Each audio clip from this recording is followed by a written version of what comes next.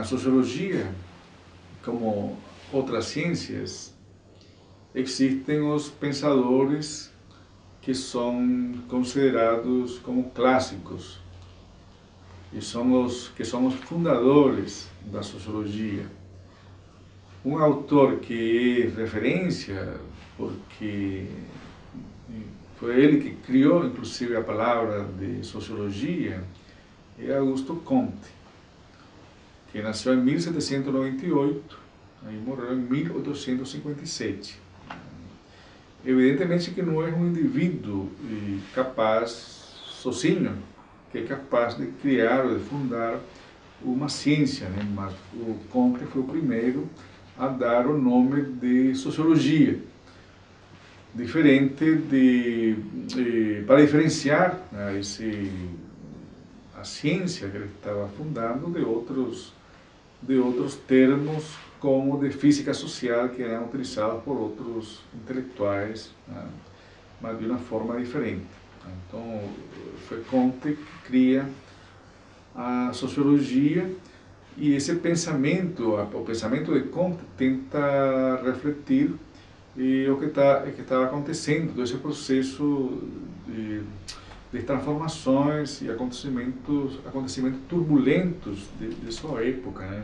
Tem esse mundo que está em crise e que está desaparecendo, né? Um mundo feudal, e começando um novo mundo, um mundo moderno, baseado na razão, na utilização da razão. O Comte ele tenta aplicar o funcionamento das ciências naturais à sociedade. Então, uma das afirmações de Comte é explicar essas leis que governam a sociedade humana, assim como existem leis específicas que explicam e que determinam os fenômenos do mundo natural. Segundo ele, haveriam leis específicas que permitem explicar o funcionamento da sociedade humana, e o conhecimento dessas leis permitiria ajudar e melhorar o destino, né, melhorar o bem-estar social da humanidade. Conhecendo essas leis, segundo ele, poderia ser um instrumento para poder decidir, ou para poder influenciar a transformação da sociedade, buscando o bem-estar de todos os membros da sociedade. Porém, existe muita diferença, como eu falei anteriormente, existe muita diferença em relação ao mundo natural. Ou seja, a sociedade não funciona dessa forma, né? Apesar de que, segundo Comte, a sociedade age, ou seja, funciona a partir de leis que são invariáveis, né? Mas isso não existe na sociedade humana, né? Não existem leis que são invariáveis, né? Porque a sociedade está em constante mudança, está em processo de transformações, e por isso existe essa diferença. Ou seja, não existem leis invariáveis, ou seja, existem transformações, e que muitas vezes essas teorias e esses conceitos não explicam essas mudanças da sociedade. Ou seja, a sociedade avança muito mais rapidamente com os conceitos, as ideias e o pensamento, né? Mas Comte ele teve o mérito de buscar métodos científicos para explicar a sociedade. Então, esse é um dos méritos de Comte, né? Que se diferencia mundo anterior, ou das sociedades anteriores que estão baseadas em mitos ou em elementos sobrenaturais ou elementos religiosos, né? E, então, a partir de Comte, existe essa preocupação por dar à sociologia um status científico, um caráter científico a partir desses métodos, ou seja, quais seriam esses métodos? O método da observação e da pesquisa científica. Então, o conhecimento científico seria resultado da aplicação desses métodos. Então, a sociedade, igualmente que o mundo natural, seria objeto científico. Então, o Comte, ele funda, né, a sociologia, né? Precisamente ele é representante disso que se chama de positivismo. Positivismo, precisamente, essa concepção, essa ideia de que a sociologia é uma ciência, que o seu objeto é a sociedade. Então, o Comte é o primeiro dos autores, né, dos pensadores, fundador da sociologia, e inclusive teve muita influência no Brasil, né? Essa ideia da ordem e o progresso é uma ideia de Comte. Segundo Comte, o progresso é resultado precisamente da ordem, né? Que parece que podemos entender como que é uma contradição, né? A ordem e o progresso, mas para Comte o progresso é resultado da ordem. Depois existem outros clássicos, né? Os clássicos da sociologia, que é o Marx, Durkheim e Weber. Esses são os autores fundamentais, né? Esses três autores são pensadores modernos, são pensadores que buscam explicar o mundo moderno, né? E desses três, ou seja, existe muita diferença entre esses três autores, em termos de interpretação, em termos de método, em termos de concepção, né, do que é a sociedade, e quais são os fatores que mudam a sociedade, mas entre eles três, e buscam como explicar o que é essa sociedade moderna, ou seja, quais são as características dessa modernidade. Existe muita diferença entre Marx, por exemplo, e Weber, né? E apesar de que esses dois autores, Weber e Marx, são autores que nós não podemos falar que são estritamente sociólogos, né? Porque eles têm essa característica de ser autores e pensadores interdisciplinares, né? Nós podemos encontrar em Marx, por exemplo, um diálogo com a sociologia, com a economia, com a história, com a literatura. Da mesma forma, Weber é um autor que também faz um diálogo com a economia. O Durkheim, também, ainda que Durkheim está mais preocupado em aplicar o método da sociologia, né, explicar o que é a sociologia. Depois vamos trabalhar especificamente, vamos a tratar Durkheim de forma mais clara, mas Durkheim busca como aplicar a sociologia a problemas concretos, como esse que eu falei anteriormente, que é o suicídio, né? Então esses autores surgem precisamente nesse período, né? Mas que esses autores não se comunicam entre eles, ou seja, eles estão trabalhando em momentos diferentes, em países diferentes, né? mas mesmo assim eles estão preocupados por esse processo de transformação do mundo moderno provocado por essa revolução industrial, pela Revolução Francesa. E o Marx ele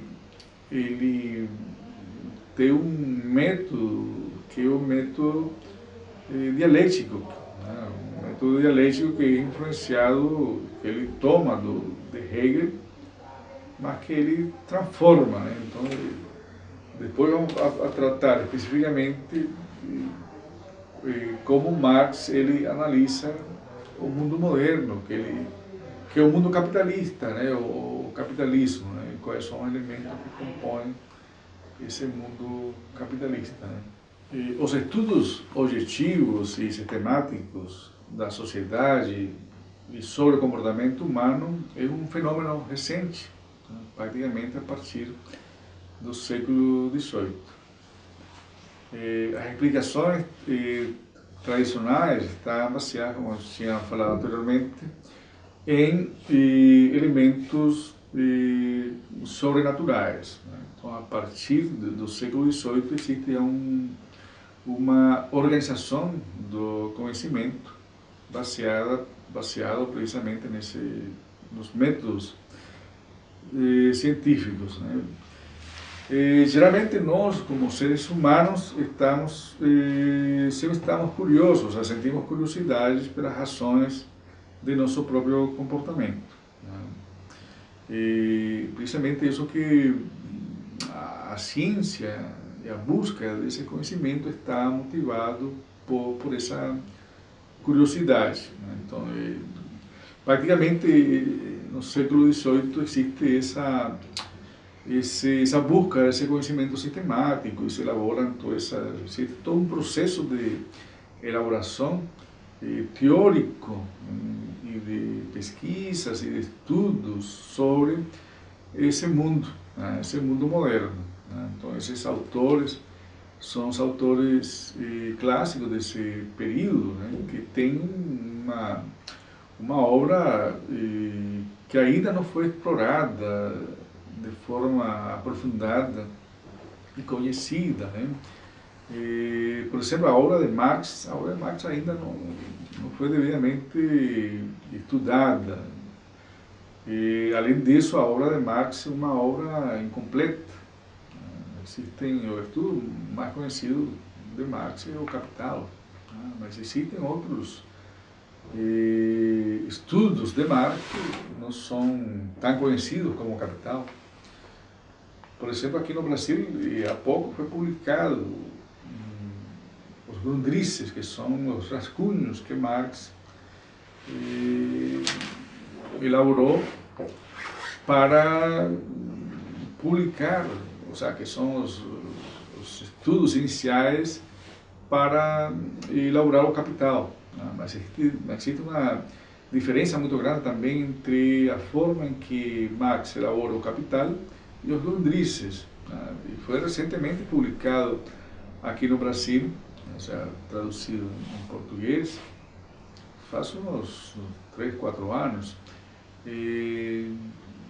Porém, na América Hispânica tinha sido publicado nos anos 70, e 1971, pelo século XXI. Então existe essa produção, né, essa busca incessante de conhecimento de parte desses pensadores, né? Marx, como eu já falei anteriormente, ele utiliza o método dialético, que se diferencia do método que é utilizado por Hegel, porque Marx ele faz ênfase nas transformações materiais. Então, segundo Marx, são as condições materiais que determinam o ser, né? Ou seja, ele dá muita importância às questões econômicas, às transformações econômicas, diferente de Hegel, né? Depois vamos trabalhar mais com calma na obra de Marx, mas agora podemos falar de que Marx ele está influenciado principalmente por Hegel, pela filosofia alemã e pela dialética hegeliana, mas também pela economia política inglesa e pelo socialismo francês. Essas seriam as três grandes influências que tem Marx, e que a partir dessas influências ele busca superar e criticar a essas influências. Ele retoma dos economistas ingleses elementos fundamentais e conceitos fundamentais como é a teoria do valor-trabalho. Mas, porém, ele vai além. Inclusive, ele propõe novos conceitos que não estão na economia política inglesa de David Ricardo e Adam Smith.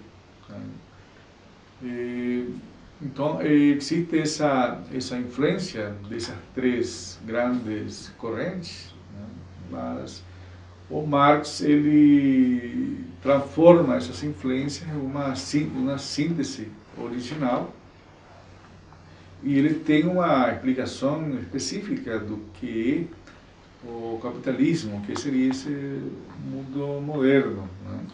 Mas, porém, ele realmente mostra um certo otimismo. Ele é otimista em relação ao surgimento do capitalismo e às grandes transformações. Ele dá uma ênfase fundamental no papel que desempenha a burguesia, os capitalistas, nesse processo de transformação do mundo. Por exemplo, no Manifesto Comunista, ele mostra como esse mundo é transformado, e quem realiza essa transformação são os capitalistas através da expansão dos mercados e das inovações tecnológicas, e das transformações econômicas e sociais, e a expansão dos mercados, né? Então ele mostra como os capitalistas são a classe que revoluciona, é a nova classe, diferente dos senhores feudais. Então, os capitalistas é uma classe moderna, é a classe do mundo moderno, é a classe que transforma, que cria, né, e que desenvolve o mundo moderno. Então, o Marx ele dá uma importância muito grande à burguesia, esse processo de transformação, de descobrimento do novo mundo, na descoberta das minas de ouro e prata na América, né, que faz dinamizar a economia na Europa. Então, o Marx ele enxerga o mundo capitalista como sendo o mundo moderno, e a burguesia, o capitalista, como sendo sujeitos revolucionários desse mundo moderno. Evidentemente, ele não fica nesse elogio da burguesia, nesse elogio dos capitalistas, mas ele busca como entender o funcionamento do capitalismo, né? Então, na primeira frase do Capital, ele afirma que o capitalismo é um enorme acúmulo de mercadorias. Na próxima aula, retomaremos o pensamento de Marx, começando com a análise que ele faz do capitalismo a partir da mercadoria. Segundo ele, a mercadoria é o centro, é a célula principal do capitalismo.